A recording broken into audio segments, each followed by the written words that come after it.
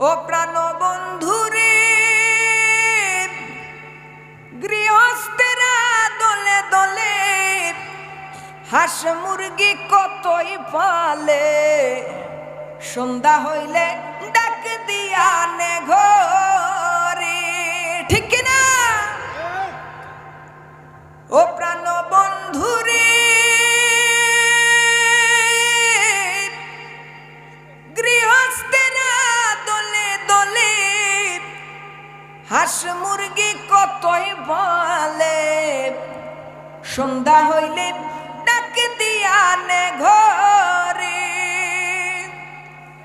যারে যত পালিত ছিল সকলের তো ঘরে নিল, যারে যত পালিত ছিল সকলরে তো ঘরে নিল।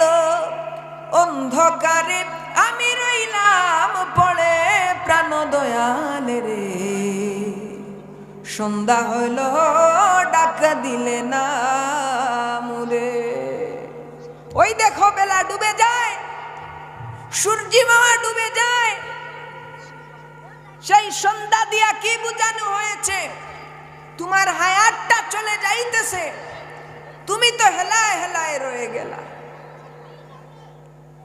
কবি ইশারা করতেছেন গৃহস্থেরা দলে দলে হাঁস মুরগি কতই পালে, সন্ধ্যা হইলে ডাক দিয়া নে ঘরে। তুমি কি তাকাও না? গৃহস্থেরা যে হাঁস মুরগি পালে সন্ধ্যা হইলে তো ঠিকই তাদের ঘরে নিয়ে যায়। যেদিন তোমার হায়াতের জিন্দেগি চলে যাবে, যেদিন তোমার হায়াতের বেলা চলে যাবে, সেই দিন তোমাকেও কবরে চলে যাইতে হবে। মা বাদু ফাআউযু বিল্লাহি মিনাশ শাইতানির রাজীম। বিসমিল্লাহির রহমানির রহিম। আইনামা তাকুনু ইউদরিকুমুল মাউতু ওয়ালাউ কুনতুম ফি বুরুজিম মুশাইয়াদা। وقال تعالى منها خلقناكم وفيها نعيدكم ومنها نخرجكم تارة أخرى. قال الله تعالى عز وجل إن الله وملائكته يصلون على النبي يا أيها الذين آمنوا صلوا عليه وسلموا تسليما. محبت पढ़ी اللهم صل مولانا وعلى آل سيدنا.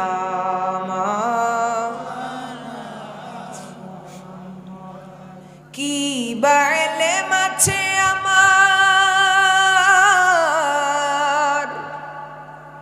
কি বাগে আনাছে নবী গো, কোন ভাবে প্রশংসা করব জানা নাহি আছে। আপনারি দিদারে আশায় জল ঝরে নয়নে। আল্লাহুম্মা সাল্লি মাওলানা ওয়া আলা আলি সাইয়্যিদিনা।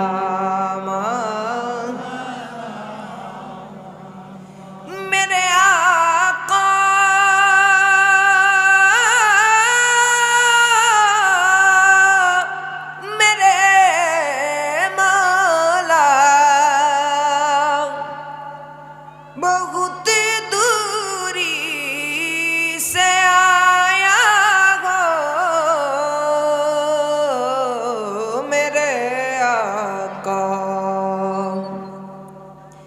मेरे मौला बहुत दूरी से आया हो, नजर मुझ पर करम का हो, मेरी किस्मत उजाला हो। अल्लाहुम्मा सल्ले मौलाना व अला आलि सय्यिदिना। আমি যাব মদিনা, আমি দেখব মদিনা, আমি যাব মদিনা, আমি দেখব মদিনা। আমরা মদিনা দেখতে চাই কে চাই না? আমি যাব মদিনা, আমি দেখব মদিনা। মহব্বতে আমি যাব মদিনা, আমি দেখব। আমার মনেরই কথা গিয়ে বলবো তাহাতে, মন ভরে যে ঘুরব সালাম দেব রোজাতে। আল্লাহু আকবার। আমার মনেরই কথা গিয়ে বলবো তাহাতে, মন ভরে যে ঘুরব সালাম দেব রোজাতে। অলি গলি দেখব আমি, অলি গলি দেখব আমি, হইব দিওয়ানা। আমি যাব মদিনা, দেখব মদিনা, আমি যাব মদিনা। যেথায় গম্বুদে খাদরা দেখলে চক্ষু শীতল হয়, তাতে তাকায়া থাকলে গুনাহ ঝরে পড়ে যায়। যেথায় গম্বুদে খাদরা দেখলে চক্ষু শীতল হয়, তাতে তাকায়া থাকলে গুনাহ ঝরে পড়ে যায়। সরাসরি দেখব তাহা, সরাসরি দেখব তাহা, কতই ভাষণায়। আমি যাব মদিনা। মারহাবা আওয়াজ করে। আমি যাব মদিনা, আমি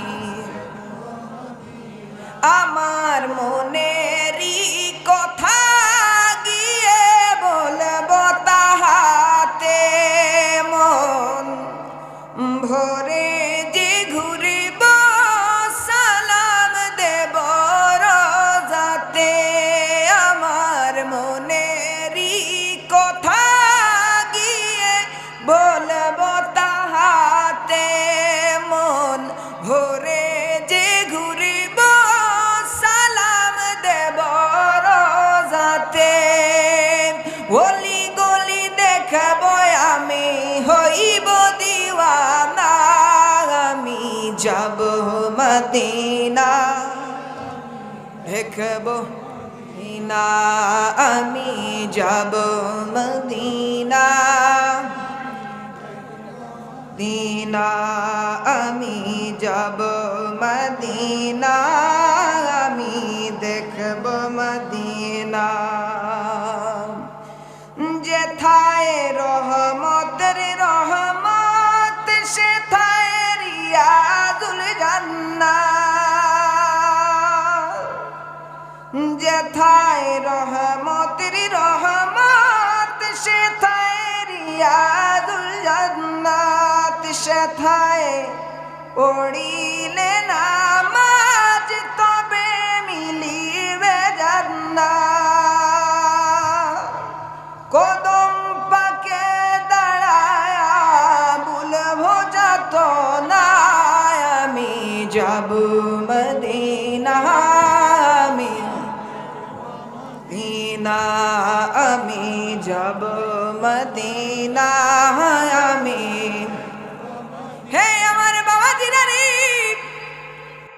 দিদারি কত আশিক মদিনায় যাই, নবীর রওজায় যায়, মনের যাতনা মিঠায়।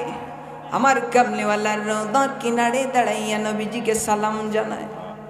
ওরে মদিনা যেতে পারি নাই, ওরে মদিনা দেখতে পারি নাই, জালি মুবারক দেখতে পারি নাই, ওরে রিয়াজুল জান্নাত যে জায়গার দাম আল্লাহ রাব্বুল আলামিন এত বাড়িয়ে দিয়েছে, পৃথিবীর জমিনে সবচেয়ে দামি জায়গায় সেই রিয়াজুল জান্নাত কি বানিয়ে দিয়েছে।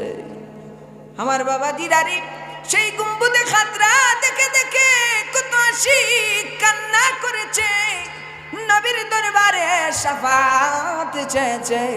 এজন্য কবি লিখেন আমি যাব মদিনা, আমি দেখব মদিনা। শেষবারের মতো দুই হাতটাকে তুইলা দিয়া পড়েন আমি যাব মদিনা, আমি দেখব। মাশাআল্লাহ, আয় আমি যাব মদিনা, ও মদিনা। আলহামদুলিল্লাহ,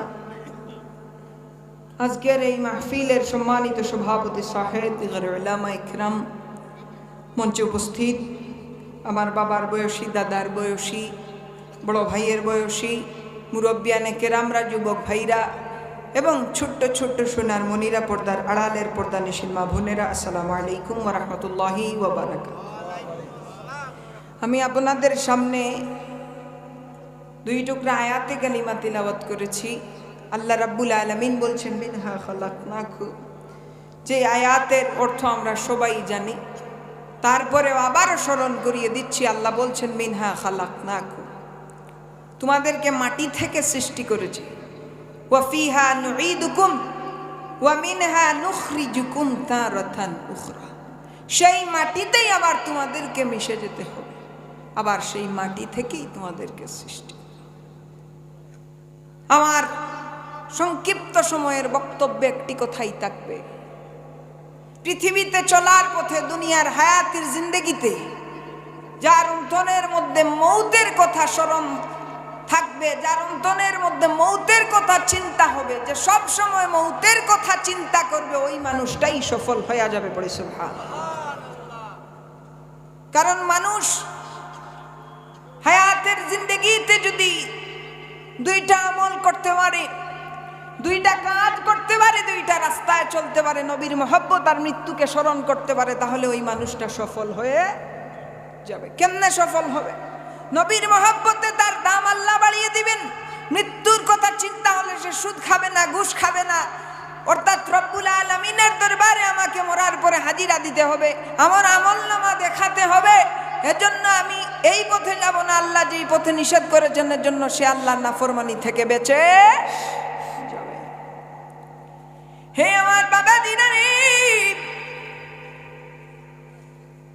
মুসা কালিমুল্লাহ রাব্বুল আলামিনকে জিজ্ঞাসা করলেন, তুমি নিজের হাতে বান্দারে বানাইয়া নিজের কুদরতি গাত দিয়া বান্দারি বানাইয়া মওলা গো, কেমনে তুমি জাহান্নামের আগুনে তারে জ্বালাইবা?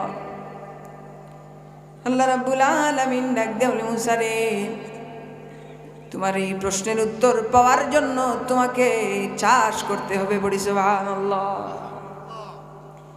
মুসা কালিমুল্লাহ ধান চাষ করলেন।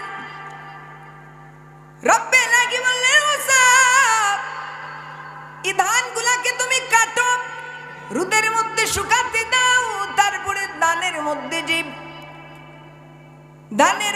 যে বাদাগুলা আছে ওইগুলাকে আলাদা করো, আর ধানগুলাকে আলাদা করো। আল্লাহর আদেশ অনুযায়ী মুসা কালিমুল্লাহ সেইভাবেই করলেন।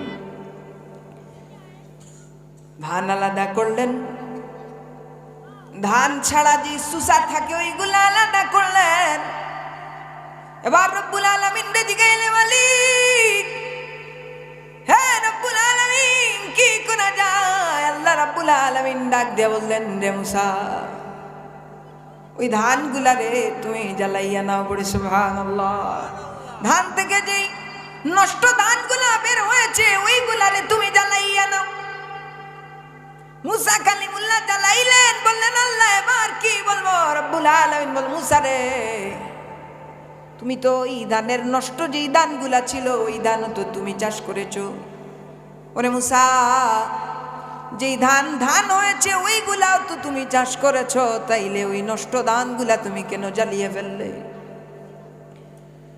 মুসা কালিমুল্লাহ বলেন, আল্লাহ ওইগুলা তো নষ্ট হয়ে গেছে, কোনো কাজের না, এজন্যই তো জ্বালিয়ে ফেললাম।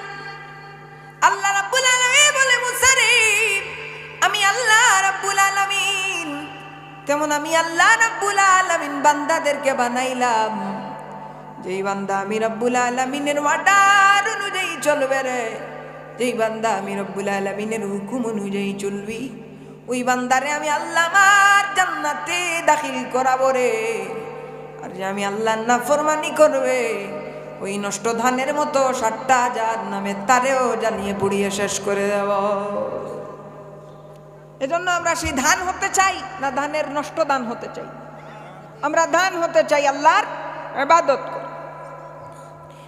আজকে যদি আমার ভাই মৃত্যুর কথা চিন্তা করত, তাহলে যেই যুবক যার সেজদায় আল্লাহর আরশ কাঁপে, আরে সেই যুবক তো এই যুবক যে হচ্ছে খালিদ বিন ওয়ালিদের অনুসারী, যে হচ্ছে উমরে ফারুকের অনুসারী, যে সিদ্দিকে আকবরের অনুসারী। আরে সে তো হকের পক্ষে থাকার কথা, সে কেমনে আল্লাহর নাফরমানিতে যোগ দিল? সে কেমনে নারী দেখাতে যোগ দিল?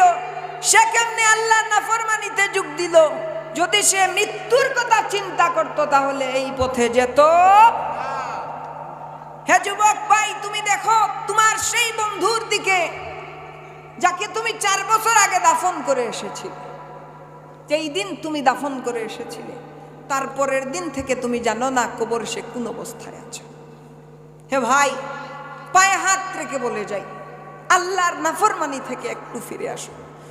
তুমি তো সেই ছেলে যেই ছেলের কপাল মাটিতে লাগতে দেরি আল্লাহর আরশ কাঁপতে দেরি। আরে ভাই, তুমি কেন আল্লাহর নাফরমানিতে যাবে? ইমাম গাজ্জালী রাহমাতুল্লাহি আলাইহি ডাক দিয়ে বলেন, দুনিয়ার মানুষ, তুমি তাকাও তোমার দাদার দিকে, তুমি তাকাও তোমার নানার দিকে, তুমি তাকাও তার দিকে যে তোমারই দুনিয়া জমিনে রাইখা চলে গেছে, যে কবরস্থ হয়ে গেছে। তুমি তাকাও তার দিকে যে তোমারই রাইখা চিরতরে দুনিয়ার জমিন থেকে বিদায় হয়ে গেছে। আজকে 3টা বছর 4টা বছর আগে তোমার সঙ্গে তোমার এক ভাই চলাফেরা করেছে, আজকে সে কবরে চলে গেছে। তুমি জানো না সে কবরে কোন অবস্থা আছে রে ভাই। ইমাম গাজ্জালী বলে, তার কথা চিন্তা করো আর মরণের কথা চিন্তা করো। তোমার হেদায়েতের ব্যবস্থা যিনি করে দিবে, নামাজ করে বলো সেই মহাসত্তাকে। ও প্রাণ বন্ধুরে, গৃহস্থেরা দলে দলে হাঁস মুরগি কতই পালে, সন্ধ্যা হইলে ডাক দিয়া নে ঘরে, ঠিক কিনা? ও প্রাণ বন্ধুরে, গৃহস্থেরা দলে দলে হাঁস মুরগি কতই পালে, সন্ধ্যা হইলে ডাক দিয়া নে ঘরে। যারে যত পালিত ছিল সকলের তো ঘরে নিল, যারে যত পালিত ছিল সকলরে তো ঘরে নিল। অন্ধকারে আমি রইলাম পড়ে প্রাণ দয়ালে রে, সন্ধ্যা হইল ডাক দিলে না মুরে। ওই দেখো বেলা ডুবে যায়, সূর্যি মামা ডুবে যায়, সেই সন্ধ্যা দিয়া কি বুঝানো হয়েছে? তোমার হায়াতটা চলে যাইতেছে, তুমি তো হেলায় হেলায় রয়ে গেলা। কবি ইশারা করতেছেন, গৃহস্থের আরে হাঁস মুরগি কতই বালে সন্ধ্যা হইলে ডাক দিয়া নে ঘরে। তুমি কি তাকাও না? গৃহস্থেরা যে হাঁস মুরগি বালে সন্ধ্যা হইলে তো ঠিকই তাদের ঘরে নিয়ে যায়। যেদিন তোমার হায়াতের জিন্দেগি চলে যাবে, যেদিন তোমার হায়াতের বেলা চলে যাবে, সেই দিন তোমাকেও কবরে চলে যাইতে হবে। হে আমার বাবা দিনারি, আজকে যদি মানুষ মৌতের কথাটা চিন্তা করত যে আমি তো মরে যাব, চলে যাব, ওরে এই দুনিয়াতে আমি চিরজীবন থাকবো না, তাইলে যে বেবিচারি টাকা খাইয়া বিচার করত, সে তো টাকা খাইয়া বিচার করত না, সে তো জালিমগিরি করত না। যেই বিচারি টাকা খাইয়া অন্যায়ের পক্ষ নিত, ওই বিচারির মনে যদি চিন্তা আসতো, আরে আমাকে তো কবরে চলে যেতে হবে, আমাকে তো আল্লাহর সামনে হাজিরা দিতে হবে, তাইলে ওই বিচারি কি আল্লাহর নাফরমানির পথে চলিয়া যাইত? আরে জমিনের মধ্যে এমন এত নাফরমান আছে, এতিম বাতিজার হক নষ্ট করে দিয়েছি, আছে না নাই? এতিম বাতিজাদের হক নষ্ট করে নিয়েছি, ওরে মানুষের হক নষ্ট করে দিয়েছি। এই জমিনের মধ্যে এমন তো জালিম আছে যারা ঘুষ খায়, সুদ খায়, ওরে এই জমিনের মধ্যে এমন তো মানুষ আছে রব্বুল আলামিন যেই কাজকে সবচাইতে নিকৃষ্ট কাজের সঙ্গে তুলনা করলে ওই পথে চলে গেছে। ওই মানুষটা যদি আল্লাহর কথা চিন্তা করত, ওই মানুষটা যদি মৃত্যুর কথা চিন্তা করত, ওই মানুষটা আল্লাহর নাফরমানির পথে যেত না। ঠিক কি না? আজকে আমার যে যুবক ভাই তাহাজ্জুদের যে নামাজে দাঁড়াইয়া রব্বুল আলামিনের দরবারে বলার কথা, মালিক আমারে মাফ করে দাও, আজকে যে যুবক ভাই তাহাজ্জুদের যায় নামাজে আমার আল্লাহর জিকিরে মেতে থাকার কথা, আজকে আমার সেই যুবক ভাই মোবাইল নিয়ে আল্লাহর নাফরমানিতে মেতে রয়েছে, অশ্লীল ছবিতে মেতে রয়েছে, অনলাইন জুয়াতে মেতে রয়েছে। এজন্য আল্লাহ রাব্বুল আলামিন সেই সমস্ত মানুষদেরকে স্মরণ করিয়ে দিয়ে বলেন, আইনামা তাকুনু ইউদরিকুমুল মাউত ওয়ালাউ কুনতুম ফি বুরুজিম মুশাইয়াদা। বনি সুবহানাল্লাহ। ওরে মরণ থেকে যত দূর পালাও, মরণ তোমায় লইবে গিরে, মরণ থেকে তুমি যত দূরই পালাও না কেন, তোমাকে কবরে যেতে হবে, আল্লাহর দরবারে হাজিরা দিতে হবে। কথা বলেন ঠিক কিনা?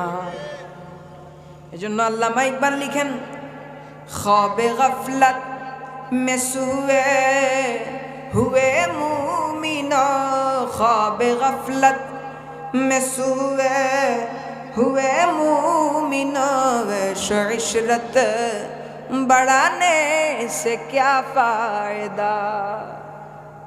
আল্লামা ইকবাল বলেন, হে গাফিল, ঘুমের ঘরে এখনো কি শুয়ে আছো? আরাম আয়েশ বাড়ি খিলা বাকে খুলো, উঠো याद रब को करो आके खुलो, उठो याद रब को करो, उम्र यूं ही रुलाने से क्या फायदा। আল্লামা ইকবাল ডাক দিয়ে বলেন, চক্ষু খুলো, উঠো, আল্লাহরে স্মরণ করো। যখন তোমার হায়াতের জিন্দেগি চলে যাবে, তখন তোমার কান্না করে আর কি লাভ হবে? কথা বলেন ঠিক কিনা? কে अपने रब को जवानी से भूला गे तू, कि अपने रब को जवानी से भूला गे तू, और ताकत पे भूते पे फूला है तू, जब जवानी ढलेगी तो पछताएगा, जब जवानी ढलेगी तो पछताएगा। पाएगा फिर यूं रूने रुलाने से क्या फायदा। আল্লামা ইকবাল ডাক দিয়ে বলে রে তুমি যৌবনের কারণে তোমার নওজোয়ানির কারণে তুমি আল্লাহরে ভুলে গেছো।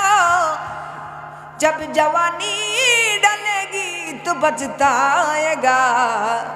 যখন তোমার জওয়ানি চলে যাবে তখন তুমি আক্ষেপ করবে, ওই আক্ষেপে তোমার কি ফায়দা হবে? কথা বলেন ঠিক কিনা? था हुकूमत का फिरौन को भी नशा, था हुकूमत का फिरौन को भी नशा, जुल्म पर जुल्म खल्कत पे करता रहा। जब समंदर में डूबा तो कहने लगा, जब समंदर में डूबा तो कहने लगा, इस हुकूमत के पाने से क्या फायदा। कभी डाक दिया रे था हुकूमत फिरौन का, যে হুকুমতের লোভ বাদশাহীর লোভ দুনিয়া শাসনের লোভ তো ফেরাউনের মাঝে আসিল। কিন্তু ফেরাউন যখন সমুদ্রের মাঝে পড়ে গেল তখন ফেরাউনে হইল যে আল্লাহ তোমারে মানি। যখন জিব্রাইল আমিনে তার মুখের মাঝে খাদা নিয়া ঢুকাইয়া দিলাইলা তখন সে ফেরাউনে কয় এই হুকুমত পাইয়া খিলা। এর লাগি আল্লামা ইকবাল ডাক দিয়া কইন খাবে গফলত মে সুয়ে हुए मुमिनों वैशो इशरत बढ़ाने से क्या फायदा। खाबे गफलत হে মুমিন গাফিলতের মধ্যে এখনো আছো। मैं सुए हुए मुमिनों ऐशो इशरत बढ़ाने से क्या फायदा। আয়েশা নাম বাড়িয়ে কি লাভ? ধনী যেমন কবরে যাবে, গরিব তেমন কবরে যাবে, এসপি যেমন কবরে যাবে, মন্ত্রী তেমন কবরে যাবে, আমেরিকার প্রেসিডেন্ট যেমন কবরে যাবে, একটা রাস্তার ফকিরও কবরে যাবে। তাহলে এসো ইশরাত বানানে সে কিয়া ফায়দা? কথা বলেন ঠিক কিনা বেঠিক? আল্লাহ পাক আমাদেরকে যেন আমল করার তৌফিক দান করেন। সবাই পড়ি আল্লাহুম্মা আমিন। আমাদের শ্রদ্ধেয় হুজুর সারা বাংলাদেশে যিনি যার রসুল প্রেমের সুর দিয়ে সারা বাংলার মানুষদেরকে যিনি মুখরিত করেছেন, শেকর সন্ধানী ইসলামিক গবেষক, আমি যিনাকে উস্তাদ বলে মানি, হযরত মাওলানা মুফতি আহসানুল্লাহ নেসারি হুজুর আমাদের মধ্যে চলে আসবেন। অনেকক্ষণ যাবত হুজুর